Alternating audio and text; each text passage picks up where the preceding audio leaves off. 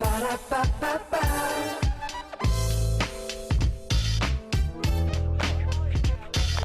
loving it. Is this the place to eat? Since I don't cook, I'll just rock to the beat. I'm loving it. At the end of the day, to relieve the stress, we add a little play. I'm loving it. Sometimes we have mishaps. You just overcome and adapt to setbacks. I'm loving it. Despite the catchy jingle, if these were the only advertisements you were exposed to prior to eating at McDonald's, would you still eat there? My guess is no. I chose to do my short on culture jamming because it was a concept that I was unfamiliar with prior to this class. Here's a brief outline of what I intend to discuss during this short. I'm loving it. My car's way too clean. If only I could start this fine piece of machine. I'm loving it. First, let's discuss what culture jamming really is.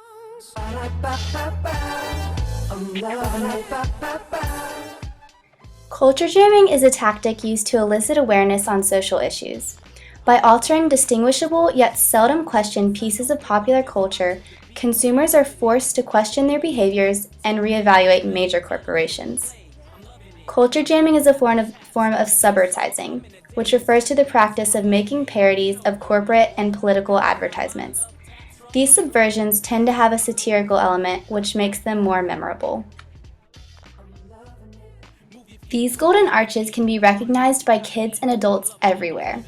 Unfortunately for McDonald's, the world's largest restaurant chain, many critics argue that this corporation is to blame for the obesity epidemic.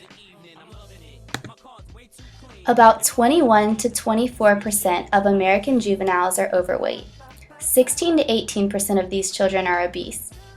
Obesity is the most common nutritional disorder among children in the United States and the most frequent health condition affecting first world children.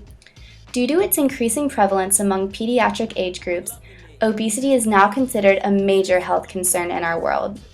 There are many factors that may lead to obesity, including genetics, metabolism, environment, and eating habits. Contrary to popular belief, the majority of obesity cases are preventable, and a mere 10% of cases are at the account of genetics. Move your feet, rock to the beat, hungry for the music, gotta eat. I'm loving it, I'm loving it. No guts, no glory. Seems like I stumbled in the wrong territory. I'm loving it. According to Clausland's Psychology and Context textbook, children and adolescents are targeted by advertising companies because they are the most susceptible to false advertising.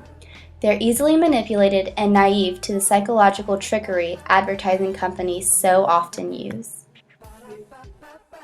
Just take one look at these colorful boxes and fun toys. Kids are drawn to kids' meals, and it's obvious why. But is the food inside the cheery kids' meal actually good for you? A fast food study that was conducted by researchers at the Children's Nutrition Research Center at Baylor College of Medicine zeroed in on kids' meals served at 10 nationally known fast food restaurants, including McDonald's.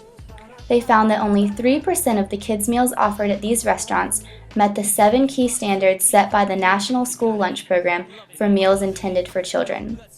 65% of the meals had too much fat, and 75% had too little calcium. Clearly, we're not paying attention to what's inside that Happy Meal.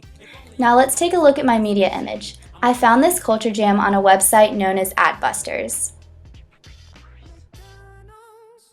The organization's aim is to change the way society thinks about major corporations.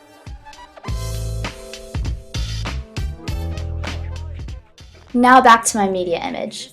We see the infamous golden arches in a different context, a hospital room. The image forces us to question our unhealthy relationship with fast food. The picture suggests that if you continue to eat the highly saturated, artery-clogging food that McDonald's serves, you will end up in the hospital. This particular culture jam sends a very clear message to society, warning us about the negative effects of eating unhealthy foods such as McDonald's. The image is used as a scare tactic to make consumers think about the harsh reality of what could happen if we continue to put unhealthy food into our bodies. It makes us question our eating habits and further investigate the increasing obesity epidemic.